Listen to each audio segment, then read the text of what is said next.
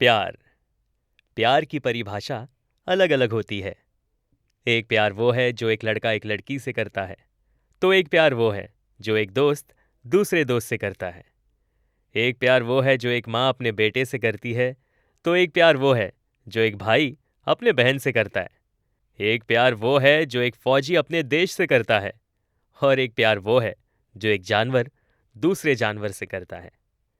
ऐसे ही प्यार की कहानियां आप तक पहुंचाने के लिए रेडियो सिटी लेकर आया है शो जिसका नाम है छोटी छोटी लव स्टोरीज। एक छोटी सी सिटी के कॉजी लाइब्रेरी का सीन था। संडे का दिन और लाइब्रेरी यूजुअल दिनों की तरह खाली खाली था। एक कॉर्नर में 22 साल की आन्या अपने हेडफोन्स पे लोफी बीट सुनते हुए एटॉमिक हैबिट्स पढ़ रही थी। उसके साइड में एक कॉफी का कप था जो अब तक ठंडा हो चुका था। आन्या का फेवरेट स्पॉट वही था, एक बड़ा विंडो जहां से सनलाइट सीधा टेबल पे गिरती थी। तभी एक स्लाइटली ऑकवर्ड लुकिंग लड़का लाइब्रेरी के डोर से सीधा अंदर आया।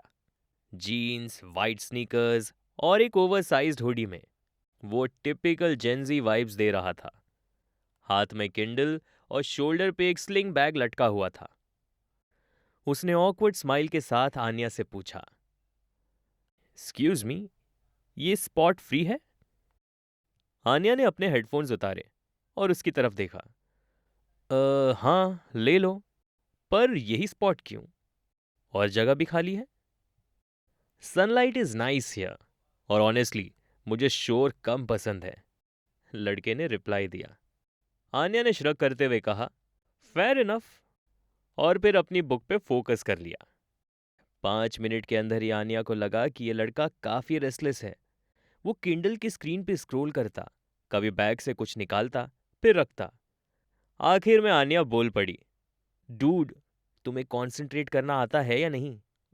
वो लड़का स्लाइटली एम्बैरेस्ड हो गया। एक्चुअली नहीं, पहली बार ट्राई कर रहा हूँ लाइब्रेरी में पढ़ना। मेरा नाम विवान है वैसे। आन्या ने स्माइल सप्रेस करते हुए बोला, पढ़ना सीखना चाहते हो तो शांत रहो, मेरा नाम आन्या है। विवान ने एक ड्रामेटिक सा सल्यूट मारा। यस मैम, शांत रहने की कोशिश करूंगा।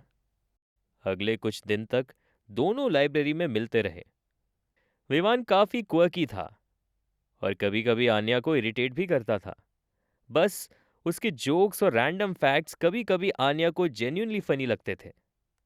एक दिन विवान ने आन्या को पूछा, यार तुम यहाँ इतना टाइम कैसे स्पेंड कर लेती हो? आन्या ने कैजुअली कहा, वेल, बुक्स मेरी बेस्ट फ्रेंड्स हैं।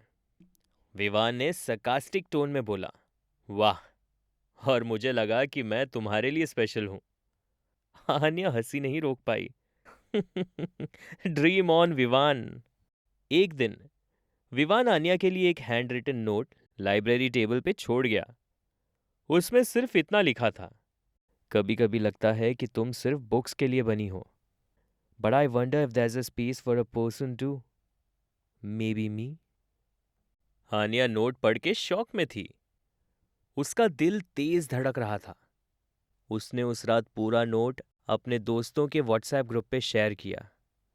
टिपिकल जेंजी स्टाइल में उसके फ्रेंड्स ने बोला, ओ माई गॉड, से यस इडियट।